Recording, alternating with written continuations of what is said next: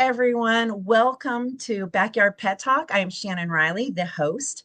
Today, we have a very special guest, someone who I have been following for many, many years, whether it's in conferences or her books or webinars. Kathy Sdao here today. She's been a huge influence in positive force-free dog training for a very, very long time, actually animal training, because it's not just dogs for her. And I'm very excited to have her here. And I hope that her wisdom is something that you guys learn from, because she has lots of things to say, but we don't want to be here for 3 days, which she could totally do without a problem. So we're going to keep it kind of short and just give you an introduction to her. So welcome, Kathy. It's so great to have you here today. Thank you for being part of our podcast. Oh, you're very welcome, Shannon. Thanks for the invitation. We love talking about the important parts of training that make life better for all of us, right? Exactly. So before we get into talking about cues, which I really want to talk about today, is can you tell audience a little bit about how you started? And I know it's a long history, so you don't have to go from back when you started when you were barely walking, but just kind of the highlights of it and where you're at now. It's just an unusual story more than anything. So when I was an undergraduate at Niagara University, where I grew up in Niagara Falls, New York, I was taking an elective course in psychology. I was a pre-med student, and the elective course was animal behavior. And my professor asked me to help her out with a project she was doing at the local aquarium, doing an ethogram observational study on the dolphins there. And I just wanted some extra credit for the course. I wasn't all that interested. And anyway, that little extra credit project of sitting and watching dolphins at my aquarium absolutely lit a fire inside of me. And so I switched majors and stopped becoming a doctor, which my dad never got over, and started studying animal behavior, which is an unusual kind of niche. And my first 10 years of my career as a professional animal trainer was with marine mammals.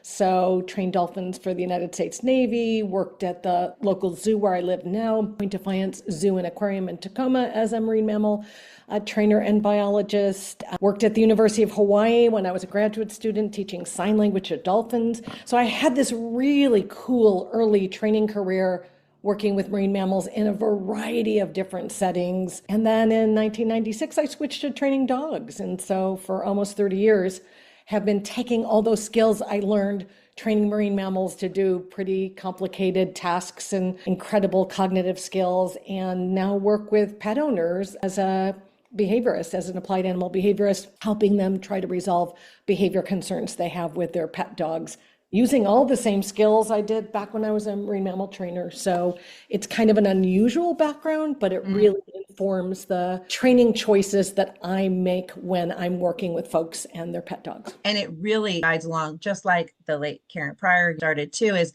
you had dolphins in the ocean. So if you shocked a dolphin in the ocean, you probably would never see one again or hurt them. And I just love that background too, because sometimes people say, oh, you can't train an animal without some kind of punishment or some kind of aversive or something. And really, when you think about it, obviously you and I both do, but when people think from that perspective that you're using the same basic methods from there to here, you can start to see that bridge as how animals are animals, and the brain all works very similar. I think there's something that happens when your first animal you learn to train is something other than a dog or maybe even a horse, where you don't have all the options for using force that you might with a dog. It's often kind of an understanding species. And so when you can't do that with a bird or a cat or a dolphin, I think that early learning that we have as trainers changes when you say, I have to be more creative or be splitting things into smaller approximations or have a really structured training plan.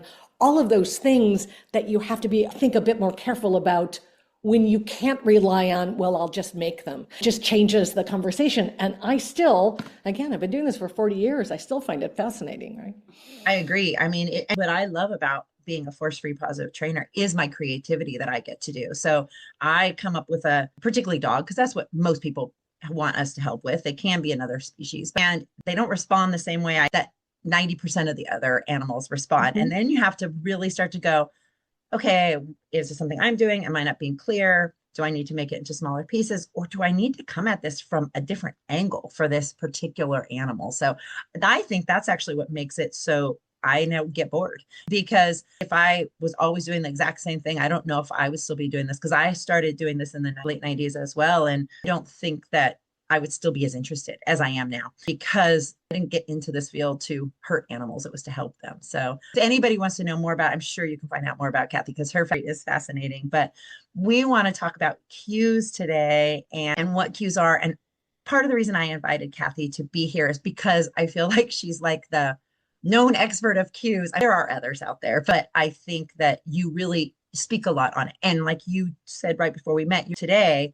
you're going to have a 2-day seminar on this. So part of the reason I In bring that up. Pittsburgh, August 2nd and 3rd. I don't know when this is going to air, but come join us. Exactly. So the reason I say it's going to be a 2-day workshop is we're going to be online together for 30 minutes to an hour or so, like, shorter period of time. So if this is something you're interested in, you can dig in more. We are just going to hit the iceberg for this, mostly because if you don't know what a cue is, you'll know by the end of this, and you'll know a little bit of how to apply them.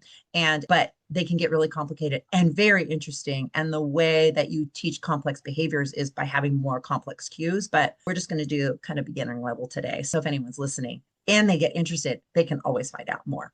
So why don't you tell us first, because this is your many specialties, tell the audience a little bit about how you would explain what a cue and why you need it, and just a little bit of that introduction in case there's someone who's like, I've never heard cue before. Maybe they've only heard command, because that's what we traditionally used so many years ago. I met with first-time pet owners yesterday, new clients of mine, and they adopted a rescue dog. And as I'm having a conversation with them about this pretty fearful little terrier mix who they adore, and I'm explaining to folks who love this dog, but he's got some big needs right now, this whole idea of cues, right? Because it's super relevant to anything you're doing with your pet dog. When their faces, and they're both professionals, these are really smart people, and their faces kind of cloud over, I'm like, absolutely no shame that this doesn't make intuitive sense to you. It is not intuitively understandable. So they both actually went, whoo, we've got so confused when we've tried to understand this. I'm like, please let go that you should understand it, because the long conflation and confusion between the terms command and cues, they are completely different functional communication tools with our relationship with animals. And because people often think of like cue as a politically correct way to say commands, it's not true. So a cue is an opportunity. It's something that any learner, human, dog, dolphin, is really happy to perceive. So it's a signal in the environment that helps you select which behavior is going to be most functional in the moment. We're all behaving every minute we're awake, and we are behavior streams, and we've got repertoires of behaviors that we use to try to get our needs met. All of us, Shannon, Right. dogs, everybody. And cues are bits of information in our environment. Now we can get really technical and go in the external environment or inside our bodies. Really. Yes, both, but let's just go with the external environment. It's a little clearer right now. There are bits of information in the environment that help us select the most functional behavior. And so we're grateful and happy to perceive a clear, salient, consistent cue. When you're at a red light at an intersection, when that traffic light turns green, you're happy and relieved and you go. It's not confusing. No one's making you go. You like that signal. I want when I'm working with dogs, my verbal words to them, the gestures I give, the body language I have. I want my learner, my own dog, Smudge, who's asleep right now, just my beloved old dog. I want him to gratefully hear my words, see my gestures, and have zero latency to respond with the behavior I'm requesting him to do, because he's going to win. So his own greed, his own motivation to get his needs met are what motivate him to say, yes, I am ready to leap out of the water, that beluga whale at Point Defiant Zoo, because I'm compelling you to do that. I'm making you 4-ton beluga whale. I don't even know what that would look like that I Right. can do. So there's no making. There's teaching repertoires of behaviors using positive reinforcement, and then putting various go signals on those behaviors so that our animals, our dogs in this case, are super willing and super clear on what we're asking them, and that we're willing to reinforce those behaviors that are important to us, because the ones that are really important to us are completely non-intuitive and non-natural. We Mm. want dogs to do really difficult things as a matter of routine. The new Mhm. dog I met yesterday, when I watched this little new rescue dog and his dad taking a walk together, and they're having trouble on their walks, I'm standing behind them and like angels are singing. They're walking in a connected, lovely, lilting, both of them way, and I'm standing behind them going, this is beautiful. And the man turns around and goes, yeah, but we haven't gotten to the problem part yet. I'm like, I know, but reinforce. Oh my God, reinforce what's happening right now, that walking with you, that coming away from distractions. We ask for Yes. difficult things. So we want to Yes. make sure we're really clear on our signaling. And we want to say, I'll make it worth your effort to do those things that I need you to do. But I find that the place that the most confusion comes in, both with my clients, but with my colleagues like you, Shannon, is Mhm. I don't think there's good teaching yet on cueing. I think we bring the baggage of your Mhm. dog has to do what you say, or else there's disrespect, or the hierarchy is. There's a lot of nonsense jargon around animals not doing what we ask. And I think we get ourselves into traps then when we say our egos are on the line and we have to make them do it. I I think we have to totally be better agree. Yeah. teachers, right? Yeah, because I have clients who will say, well, I told them to sit and they didn't sit. Like you said, it becomes an ego thing. And sometimes it's like somebody you don't really respect told you to do something. Would you do that? There has to be that relationship and that need has to be met. We put ourselves down to little cells. All we are is just trying to get our needs met every single day, whether it's our need for hunger, our need for love, our need for water, our need to use the restroom, our need for play. If we broke it down all the way, we're all just kind of selfish, just trying to get our needs met in every relationship that we are in. Even in, say, like an extreme codependent relationship, you're still just trying to get your need met to have that person accept you, whatever that is. So it really comes down to how can we help them get their needs met when we have our needs. So we need our dog to sit. Well, let's make it so it's their need. It fills them to sit for us, yet without being dominant over, like feeling like that ego has to get involved. I love that. I think that's a great point. Behavior is functional, even behaviors we don't like. So when we go, that's what behavior is. It's beings trying to get their needs met. Maybe we don't like this particular behavior and we'd like to replace it with something else. Totally. That's my business, to help people go, how else can everybody be happier and more comfortable without everybody's emotions being dragged down, including the humans who I find very few people who want to be punishers, right? They do that Right. because they're frustrated. They don't have other tools. So, Totally. And I see sometimes I feel like as humans, and I've watched somebody, using a punishment, their need for the dog to sit is so strong that they do whatever it takes. And then when the dog sits because they've used a punishment, they get reinforced to keep doing that punishment because their needs being met. And that's why, taking this conversation out of like, let's understand both beings. Like we have our needs, they have their needs. How can we all function together? And how cues are part of that because you big use the example I use all the time where you see a green light and you push the gas. You don't think about it. It gets you, you need to get where you need to be. So your need is being met, but it's just a natural being now, a reflex. we'll play a game at the workshop where I'm going to say to my audience, so we're going to come up with 10 valid reasons why you, as a competent driver, that light turns from red to green and you don't go.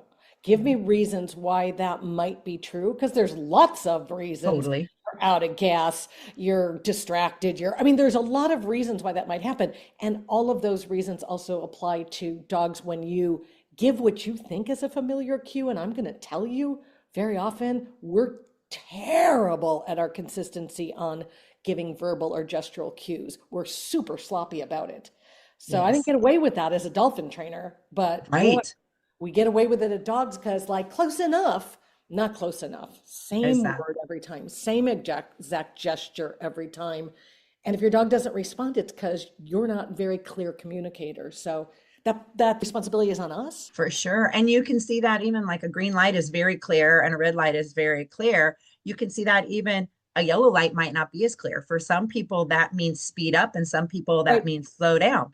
And that's just like a very easy Mhm. way for people to kind of see like that gray area there. So that is such good idea of like what a cue would be. So Cue is always a way for an animal to, including humans, to be able to get information to lead them to some positive reinforcement. So it's information, kind of like you're on a scavenger hunt and the cue is getting you closer to that thing you want. You're pretty grateful for that cue. It's good information, as opposed to commands are really useful information you want to know, but it's so you can avoid something aversive. So it's still a useful bit of information, but it's mostly the learner going, whew, I avoided something that's going to cause me pressure, pain, or frustration.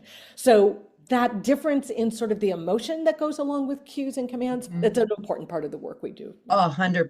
And that's one thing that I think, we also see as in a more positive reinforcement training is we do look at emotions a lot more, because we do realize that these animals have emotions about the things that we're teaching, and you have to keep that into mind. So that is really great information. So if somebody was like, okay, I'm kind of understanding, someone's listening and I understand the cue means, it's kind of a invitation to do something. How would you like to explain how you would introduce a cue and in a simple setting, how you would start with teaching the behavior when you add the cue, those kinds of things? How do you like to explain that to people so that they can understand kind of the sequence? If I was teaching something even basic like sit, So in all the years I've coached people on clicker training, whether they're using a clicker or not, right, they're using some sort of marker. So in decades of teaching this, to me, this is the most difficult stumbling point for people because it super feels really deep in our bones that we're going to add that cue right up front. How else would your dog know what to do if you didn't tell them? But the funny thing is they're doing stuff all the time. There's cues that come from everywhere. Cues do not come from the mouths and hands of humans. Every behavior has a cue. It's already in the environment. Your dog is responding to cues all around them, smells and sights and sounds. We want to say, hey, we'd like some of our words and gestures to be part of the things you really pay attention to because they're meaningful for you.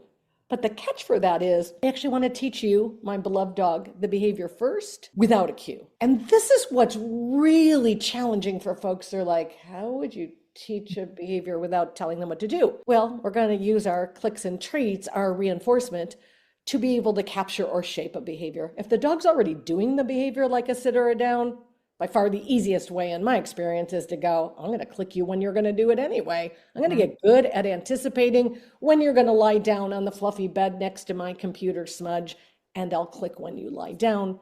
If you get that whole behavior and you're clicking the whole beautiful behavior, we call it capturing. If you're going to build up to that behavior in approximations, you're not going to wait for the whole behavior. I'm going to teach that beluga whale to jump high out of the water, not a natural behavior. It's shaped by increments, and you start with that beluga whale poking his rostrum out of the pool, and you mark and reinforce that tiny little approximation. And over time, you're going to raise your criteria to shape that. Separate conversation you've had with other folks on your podcast, that capturing or shaping as a way to get behavior. For our conversation, because we could talk about capturing and shaping for 3 hours on our own. Right. We take that behavior that we've already increased the frequency of through our reinforcement. We've already made it more likely because we've positively reinforced it. That's what positive reinforcement means. We'll make it more likely. And then we'll start to add our carefully chosen to be salient and consistent and distinctive. We've got a cue in mind that we've been really thoughtful about, and we're going to start to give that cue with our hands, with our mouths, right before the dog is going to do the behavior anyway. The dog is doing the behavior because it's maximizing its clicks and treats. It's getting reinforcement. We're going to insert our cue, which on its own has no power. It is no threat. It is not powerful. It is simply information that says you might want to do that behavior already in your repertoire now. The word cue comes from the Spanish word cuando. It's when to do a behavior. It doesn't make the behavior happen. Never did, never will. Reinforcement makes behavior happen. And this confusion is not the way we live our lives. This is not intuitive. So anybody, my lovely clients yesterday who go, wait, now what? I'm like, I know, it's crazy. So when your friends and relatives say dog training is common sense, they're in error. Lots of animal training is not common sense. And this bit about cueing, telling animals when they might do something.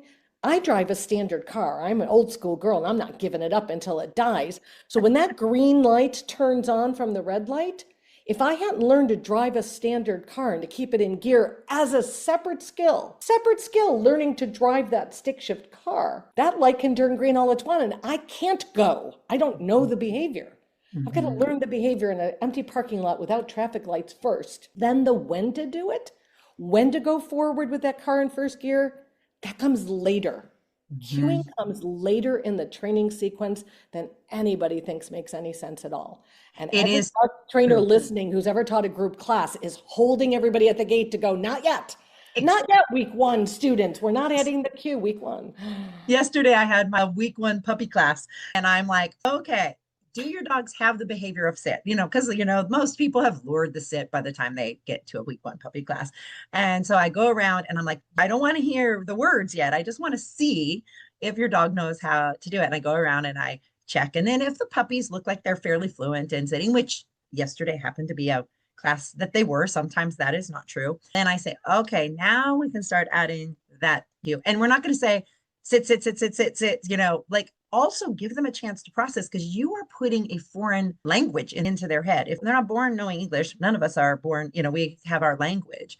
So I tell people a lot, you're teaching them English as a second language. So give them a second because when I haven't taken Spanish since high school, but if you started talking to me fast in Spanish when I was in class, I still had to think and go, okay, wait, what was that word? What was that word? And if you just repeated it to me again, now I'm starting back at the beginning of my thought process. My learning is slowing down because my brains can't keep up.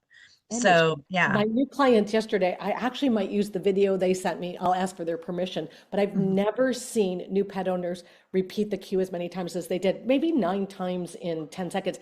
Sit, sit, sit, sit, sit, sit. And it was almost like a Saturday Night Live skit of training. And I'm realizing it's their first dog. They don't know, but I'm like, man, let's just try maybe 2 sits. Like, I don't even want to go for 1, but give that cue, give it a little time. No pressure. Let's just see. And when they're first learning it, they have no idea. I tell people when you're saying sit, I said, you could say splat, you could say Zambo, like it doesn't matter what you say as long as you're consistent, but they're going to pair that behavior with that word or hand signal or whatever that you're choosing. And it is so important. It's probably one of my biggest struggles too, is getting people to slow down and not adding that word. And I think that just comes from history. Like that's how nutritional trainers would be, the first time a dog's told to sit, you pop, they don't sit the first time you say sit and they got popped or whatever, or it's just impatience. People. I think people feel ashamed when the animal doesn't do what you asked the first time. Yes, And they're filling in that gap with their own discomfort. I that's want to true. let everybody off the hook and just go, there's no failure here, right? Mhm. Say it once, Yeah. let's see what happens, a little experiment. But I think people feel really judged. So Yes. big part of my consulting is, oh my gosh, you're doing the best you can. You're doing It's the best you can. We're just going to yeah. move from where you are now. But I really sensed anxiety in my poor clients yesterday chanting. Oh, for sure. And you just said something that's a little bit tangent, but I think it's important because it's something that I was just thinking about with a client I saw earlier today is a lot of times the humans don't get rewarded when you're training dogs. A lot of trainers are only focused on the dogs. I have so many clients where I'm like, that was so great. And maybe it wasn't perfect, but it was a good approximation. It was a good, and they'll look at me and they'll say, thank you. And I sometimes look at them like, I was just giving you information, but because some people, if they've gone to other trainers and they have never been rewarded for their behavior. And so I think when you stop them and you're like, oh, that was really good. It may not be perfect, like you were saying when they were walking nicely. They're not used to being rewarded for being close to and making that same process that their dog's making too. And even more than that, I'm going to say, because I'm older than you, I've been doing this a long time, I see through the eyes of the incredible amount of blame and shame and Mhm. misogyny that Yes. especially women get when Yes. animals don't respond. And aren't you tough enough? Can't you man up? And I'm sorry, I've had it. So I've had it with every. I'm sorry, I'm not maligning men, but I Right. sort of want to say to the dude who's saying that to my female client, I'd like to hand you a dolphin and see how you do. In other Right. words, how dare you be that you are a failure that your dog didn't respond? I think we've got to push back a little bit against that and say, hey, Exactly. And I make it a big point to, with all my clients, whether some of them are more confident but especially that client who's feeling very insecure. And I tell them, you're doing a really good job. And whether it's private or in a class, or that was awesome. When I went around yesterday and we were working just on a name game, so just a automatic eye contact, and almost everybody got their clicker almost right. It wasn't a perfect timing necessarily, but everybody got it close enough that I knew, okay, the dog's not going to get confused from where your timing is. And I went, I'm like, great job. And some of them had never touched a clicker before. So they were like, I've only been here 45 minutes or half an hour, and I did it right. They leave with such a positive feeling. And I just think about that with our dogs too, and our animals, that when we use those positive reinforcements and we give a cue and we don't repeat it 100 times, and then we give them that second and they do it right, I think a click goes on in there where they're like, oh, that word means, or that hand signal means that. And I think that they learn a little bit faster when we slow down. I tell my clients a lot, fast is slow and slow is fast, so that they do slow down because they're learners faster, because they're not stressed. So every time we say, so this is my own sort of, I was going to say pet peeve, but that's not really the right thing. The soapbox, that the hill I will die on is my positive reinforcement colleagues, whom I love, are often very generous with the dogs. And they are often much less generous with the humans. And they have a whole story going on about how the humans are able to be blamed. And I'm like, hey, everything you work up for that biting dog with the bad background and all the mercy we have for the most challenging of dogs, that for your people too. Because what we do with clickers and treats, nothing natural about it. And really, everyone's doing the best they can. So I 100% agree. And I think that that goes along even with this cue part, because people have heard command forever. I mean, and if they have not worked with a positive trainer, and I still have a lot of clients who will say command. I don't nope, I just let it go as it's just a word.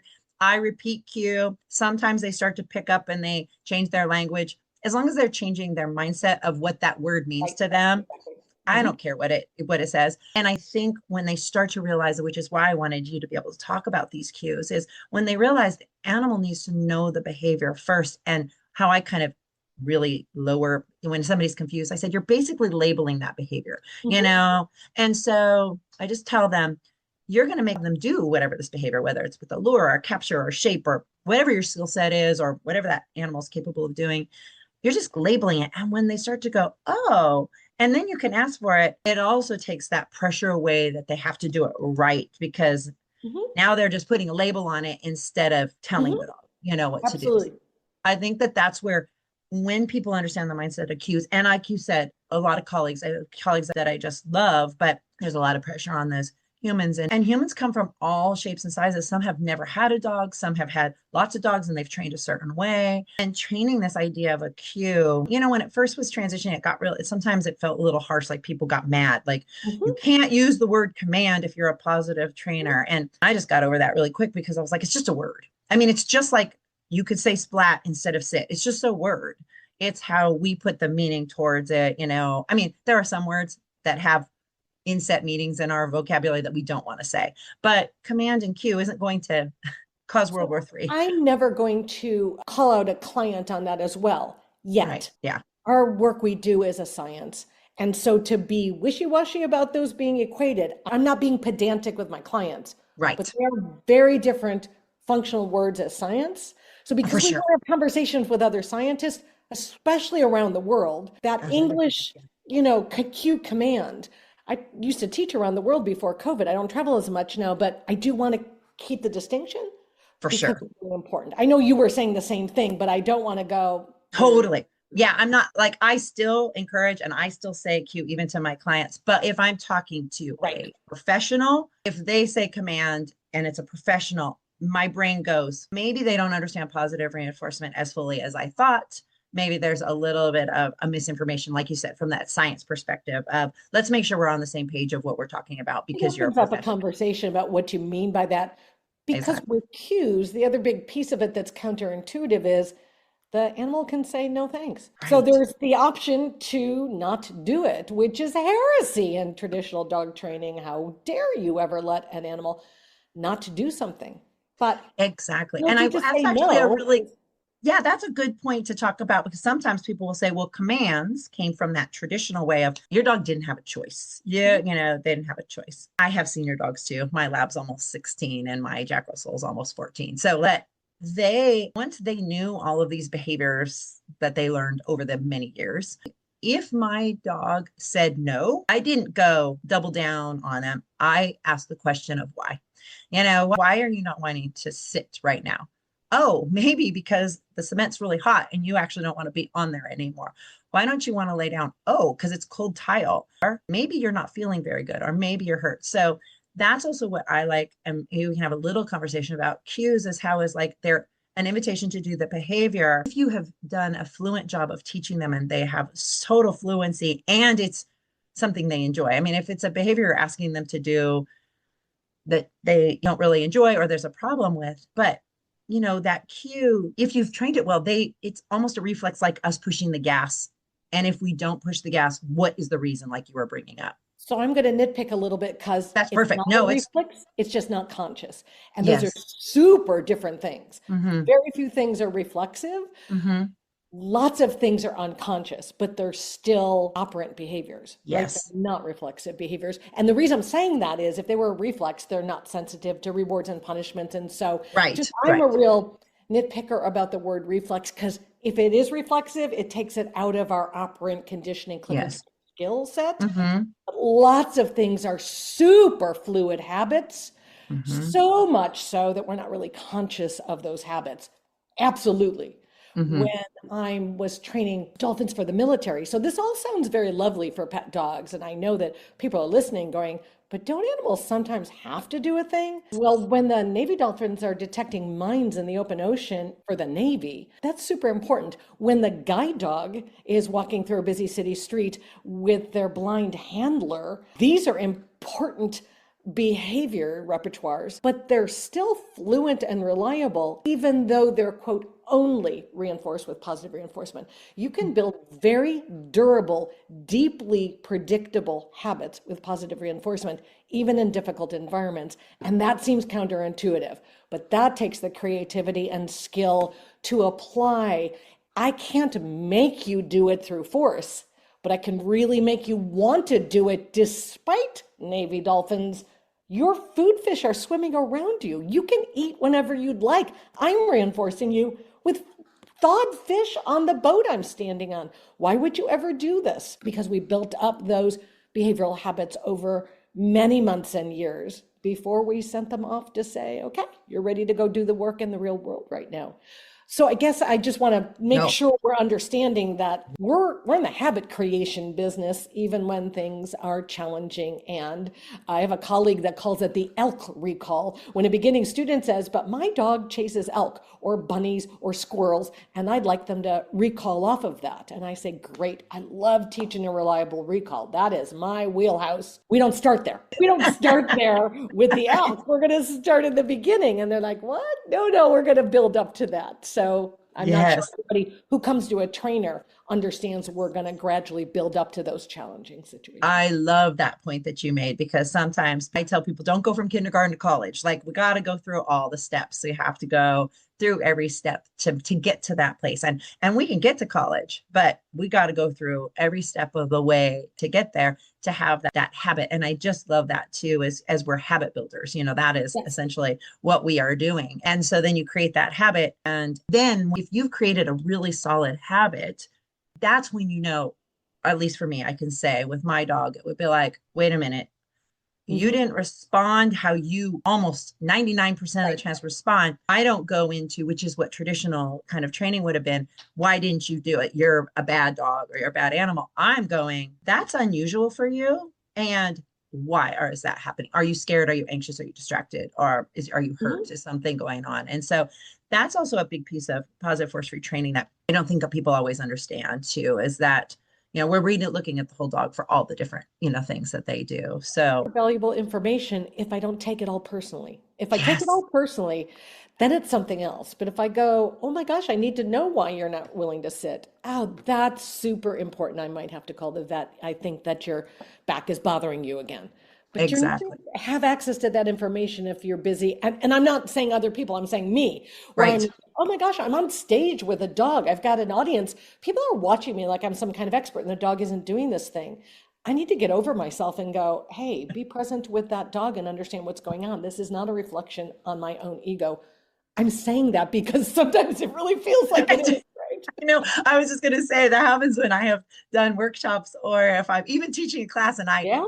I take a puppy like last night, I mean, obviously as a trainer, I'm looking for if I'm using a demo dog, I'm like, who's most likely going to do this successfully? For two reasons. One, so that people can learn and I don't have to work through a problem, or an issue that this dog's having, but also because I'm supposed to be the expert and I want this dog to do this. And if they're too scared to, I say they have stage fright. So I'm not going to pick the puppy that I can tell is like, don't pick me, don't pick me. Yesterday it was the golden retriever who was like, pick me, pick me. I'm like, you're my demo dog today because you are in this environment. You're going to be willing to work with me and I can stay focused on you while I demonstrate this behavior. But it is, and because I've seen you and many other people on workshops, when somebody brings in that dog and you think the dog's going to be okay on stage and they shut down, and it is not a reflection of the person doing the workshop in that situation that they're not capable. It's because that dog's got something environmentally sometimes happening. And I love, because I've seen you do this, where you're just like, audience, you're gone for a second. I'm going to be with this dog that's on the stage needs me to be fully present. So I'm not going to talk. And I've heard you say this before. I'm not going to teach because I can't do both right now because this dog in front of me needs 100% of my attention so that I can demonstrate. Then I'll show you. And then maybe the dog goes off the stage, has their piece, and then you can explain what you did. And I think that's a very important thing that people don't always put together. I will tell you one other thing that I've started to do, and the fact that I'm still learning major bits of my profession this far into it, I now sort of make a goal, especially when I'm meeting clients for the first time, often in their home, to intentionally sort of screw up or make a mistake so Mhm. that I can go, this happens to everybody. I am so far from perfect. Now, I don't want to get hurt. Most of my dogs are biting dogs, and I don't want to get bitten. I'm not going to be that sort of facile about making a mistake. Mhm. But I do want to go, everybody makes some mistakes. They're not ideal, including me. So sometimes I actually lean into like Mhm. the dog isn't responding the way that I wanted. Happened yesterday. This little rescue dog doesn't want any gear put on it. So I asked, hey, can I see what happens if you take off the collar and put it back on? And when they took the collar off, they actually said to me, okay, we've never taken the collar off. I'm like, wait, what? You've never had the collar off this dog? They're like, no. I'm like, oh no, we need to get the collar back on now. So I try to put it on. Dog is having none of it, does not want me touching. But the female owner absolutely could do it really beautifully. So it's like, hey, that was awesome. Like legitimately, you did that like a ninja. That was great. And she said, I did something you couldn't do. I'm like, I know, that was amazing. But I kind of set that up. And Totally. it did a really nice job of going, you know what, we're all in this together and nobody's Right. perfect. 100%. Oh my gosh, Kathy, I could just talk to you forever, but I do want to bring up something too that you have. So there could be people listening and going, wow, everything Kathy's saying is just like sparking, and I'd really like to learn more. And you have this very beautiful book, Plenty in Life is Free, that it's been 10 years. How long did it It's publish? been That's been 12 years. right. I was going to say it's been quite a while. I remember when it came out, I was very excited because, as we were switching the old school way, in case no one's ever heard of, we had these old theories of nothing in life was free and dogs had to work for the theory was to make them work for everything, Everything. probably everything. I mean, if for a pet, for food, for eye contact, Mhm. and one, it's actually not a very bonding way to be with your animal, but it's also very difficult for people to be that consistent because they accidentally pet all the time and And they feel ac- guilty about or petting they their dog. yeah, so there were flaws in that theory, which some people still use, but there's flaws in that theory for many reasons on the human side and the animal side. But you wrote this beautiful book of Plenty in Life is Free. Could you tell us just a little bit about that book and like why you wrote it and in a little synopsis about it so people can read it or they can, check it out? Thank you. I still like my book. And I keep thinking, will I write another book? And nothing currently is burning as sort of intensely in me to get out. Do you know what I mean? I wrote the Yes. book because I had been talking to so many clients who had been given nothing in life is free protocols. Often, even if this is something that works for you, they're a professional and you're using this handout or this protocol. To me, it was ubiquitous. It was given out for everything, for house training, for serious aggression. Like if you just asked your dog to say please by sitting before any good thing in life, that was the secret sauce, right? Yes. And I Yeah. thought, I don't actually know where this comes from. And it's not only not working to solve the problems, it's making loving people guilty Right. for loving their pets, which feels like not what the world needs. Like Yes. people feeling guilty about loving their family members does not feel very joyful. So I did a deep dive into where's this come from? It is an improvement over physical ways to be above the hierarchy with your dog, to actually physically roll them over, be above them. It's an improvement for sure. But it Right. still feels quite hierarchical and you don't deserve love unless you earn it kind of thing. So Right. for me, I wanted to tell people, I don't think you need to do this. It doesn't come from a deep science base. And if you asked me, so the first half of the book is, not sure why you need this, here's the reasons. Right. But the second half of the book is, if I take that away from you, pet owner, colleague teaching a group class, if I take that handout away, wait, that's what we give out week one. What are we supposed to do? Mhm. What would my master's degree in animal behavior, what would the science of animal learning suggest the foundation is? What replaces nothing in life is free? Because nothing in life is free is pithy, it's very short, it sticks, people remember it. You can't get it out of their brains. Like once they got it, they are buying it. I'm like, so I want something sticky and short.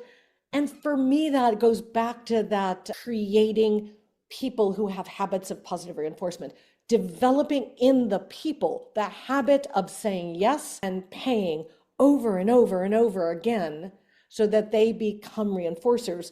Just like my smartwatch counts my steps to try to create the habit of me taking more steps, Mhm. which is a barometer of physical health. It's not everything, but it's a good benchmark. How many times you say yes and feed the dog is a really good benchmark for how much you're salting positive reinforcement throughout the day with your dogs. So SMART times 50, see, mark, and reinforce training. See, mark, and reinforce training.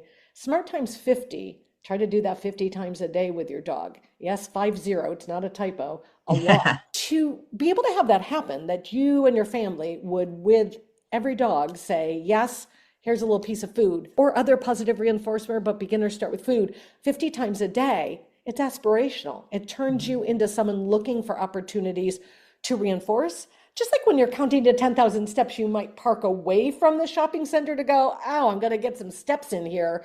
It has you scavenging for opportunities to take a few more steps. That's Yes. great. You're building a walking habit. I want to build a reinforcing habit because nobody that I know in the United States was socialized to lean heavy into positive reinforcement.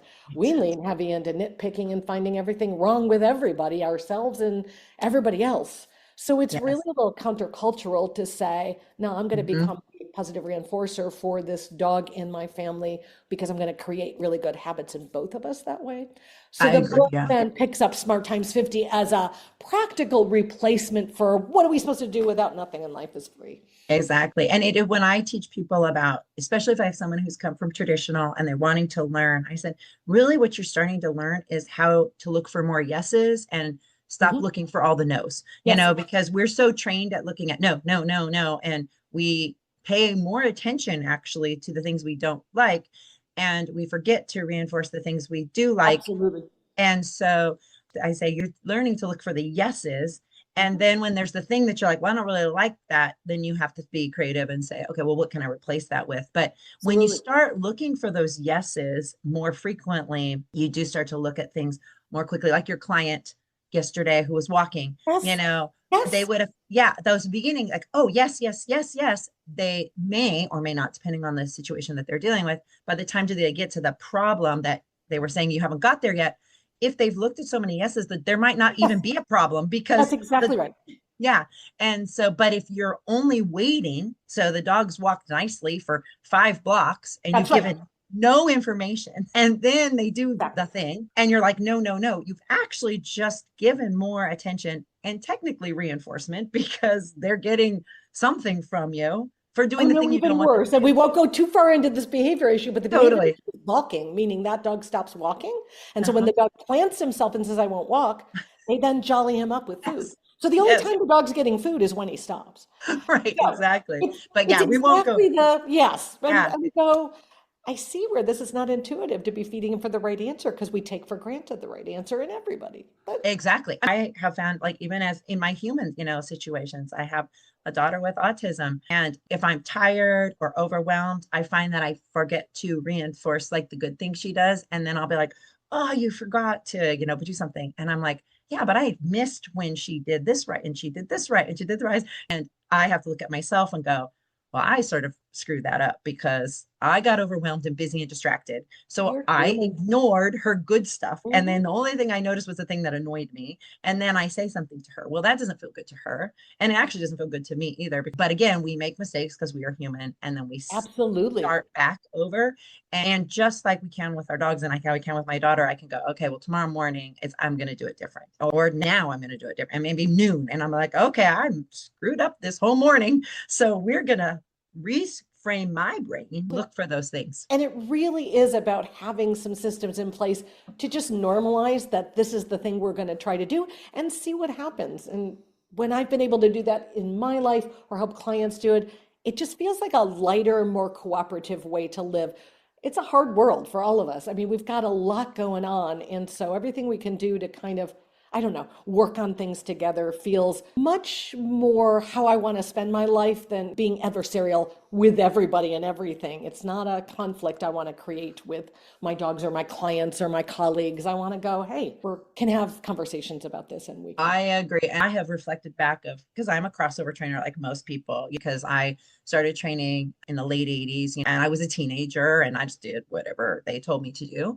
And then when I started this process over the years, it makes me more accepting of other humans and I'm less judgmental. I'm more willing to see the best on people because I'm seeing their attempt.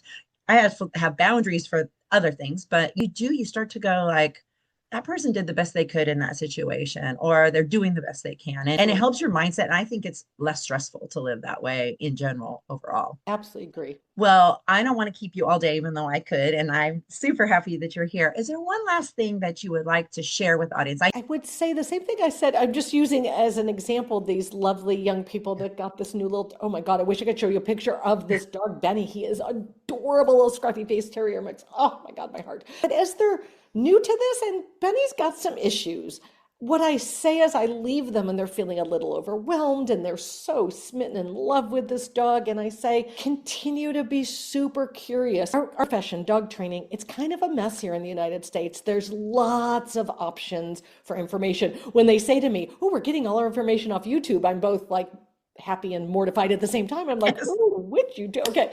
But to exactly. say, just keep being curious. I'm not the expert with all the answers. Nobody is. Keep just finding sources of information and have that, see what resonates with you and keep asking questions. Because I don't want anybody doing what I say because I told you to. There's lots that you're going to learn about this dog and all the future dogs that you're going to have in your family. Just stay curious and ask lots of questions of me, of your veterinarian, of anybody who's giving you training advice. You've got this, right? So I think we sometimes go, you can't possibly do this. You can. Stay Oh, curious and get all the information you can. And I'm I here. totally agree. It's such good information because that's how we got from traditional because people were curious. Like that's why I'm in my evolution of dog training book that I wrote for the same reason because I was telling people why we don't do the same thing we did 100 years Right. ago. I was repeating that same thing, and I put it in a book so that it could be like Karen Pryor. There's a lot of people who got curious and how can we do this different and got curious and learn more, and that's how we got where we are, and that's how we're going to get even further in the future of different things is being And curious. that's how your podcast functions to be one of those sources of great information. So thank you for having me join you. And thank you so much. And thank you guys. And we will have all of Kathy's information in the comment section and in the bio so that you can reach out and find her and her book information. And again, thank you so much, Kathy, for joining me today. It's been such a pleasure. And I hope to see you at a conference or something at some point soon. So thank you guys. And thank you for listening. And we will see you in the next podcast.